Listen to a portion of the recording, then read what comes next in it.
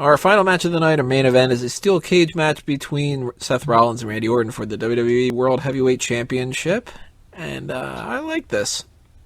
For what I'm basically rounding out as like a meh kind of pay-per-view, it's okay. You know, there were some good parts, some bad parts, whatever. It was alright. I mean, this is not a great follow-up to WrestleMania, but WrestleMania is WrestleMania. This is Extreme Rules. It's not going to be. Unless WrestleMania sucks and Extreme Rules is just like them making up for it. But this was a free pay-per-view. So, as far as I'm concerned, the main event was good enough. I liked the RKO from Rollins. What did you guys think about that? The SKO? Yeah, the SKO. Good? The Seth KO? It's like Seth, but MK? Fucking hated this match. It sucked the life out of the pay-per-view for me. Really?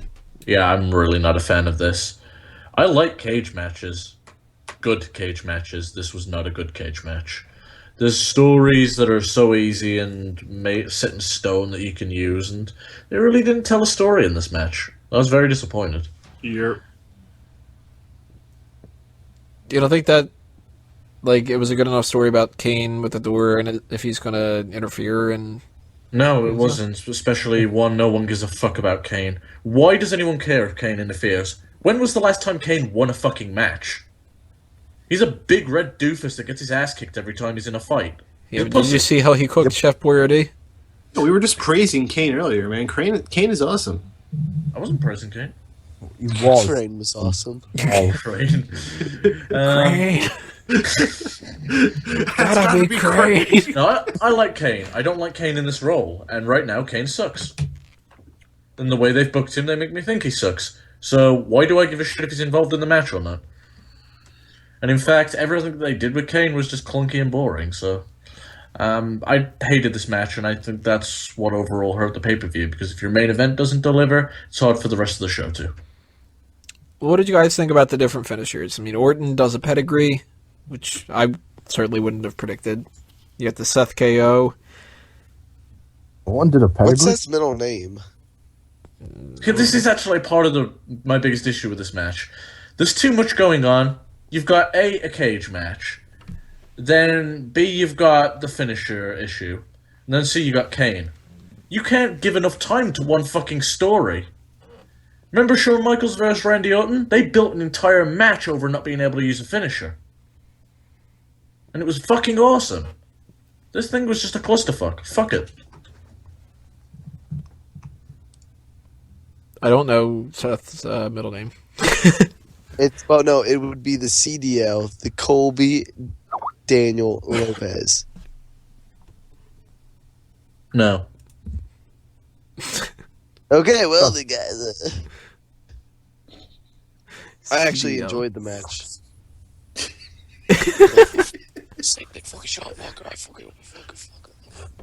What did you think of this, Sean?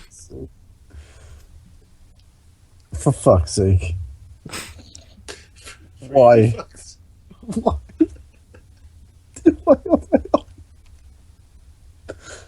Fuck my life. Yeah. What the fuck did he say at the time? I missed it. Yeah, I did not get this. It's all good. I'm gonna have to listen back to this. Tony, upload this. Now. Alright, I'll upload it right now. You click on YouTube. Just have Drew listen to it. I just got that. What were we talking about? The cage match. I did like the cage match. Wow, that took me a second. Sounds good. See, Drew got it like 3 years ago. Nice follow-up. Right now, the audience is like, what the fuck are these guys talking about? That's just. I don't know what the beginning of this part is. I know Peyton's joke. Backstory on Peyton's joke. For those listening.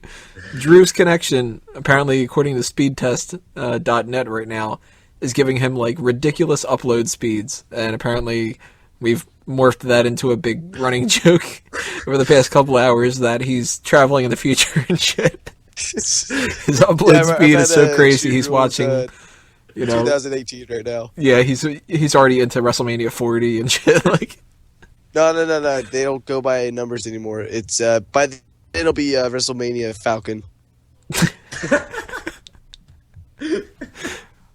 I like WrestleMania Falcon. Well, it goes with WrestleMania play button and WrestleMania star. Punch. That's going to be in Atlanta, right? Outlander. Yeah, sure, why not? What are they going to do for England? A fucking teacup? Oh, wait, we're never getting it. No one They'll never. probably just do a Union Jack. Oh, somebody mentioned on that last episode we were talking about the shitting in a teacup or something. What? Whatever that fucking phrase was. Alright, guys, just so now that we told you that Drew time travels, this teacup that we're shitting. The shitstorm in the teacup. Shitstorm in a the teacup. same. That's what it is. Yeah, I think it was Mike McCormick who mentioned it. If it wasn't, sorry, I forget. By But the way, Mike, congratulations on having Kenny's last name. Should be proud of that. Odd thing to be congratulated for, but Good for him. Let's give Yeah, him like a round of applause. so cage match, huh? I was waiting for you to take it back to that because yeah, we kinda- segue that motherfucker. Oh, there's no way segueing this. It's too overbooked. I like the fact that cage match is supposed to keep everybody out, but in fact they just keep everybody in. That oh, that thing we predicted about it like a while ago. know that one thing that we thought happened that actually happened. Yeah, we're like Sean now when it comes to our predictions because Sean gets everything right now. You know the thing that should be a subtitle for every cage match on WWE? They should just advertise it that way. Steel cage keeps everybody out except for the people that shouldn't be getting into the ring. The one thing I liked about this match, the ring keeper. No, wait, the gatekeeper Kane. I thought that was Ring cool. Keeper, does he work for the Ring Kings? He's in possession of the ring. Who They're like, knows? oh, That's very shit. creepy. I don't know where we're gonna wrestle. Kane's got the ring. Okay. Can we get the ring? No. All right. Can't do an RKO. Can't have a ring. The ring keeper.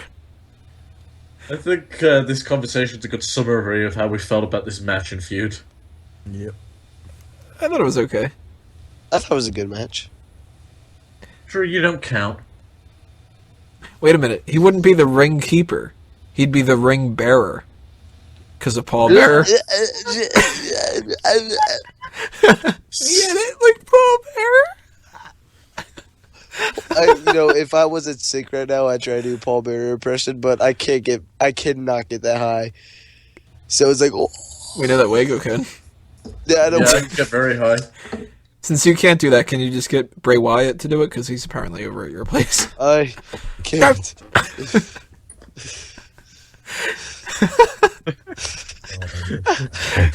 I think this is my favorite of the review part.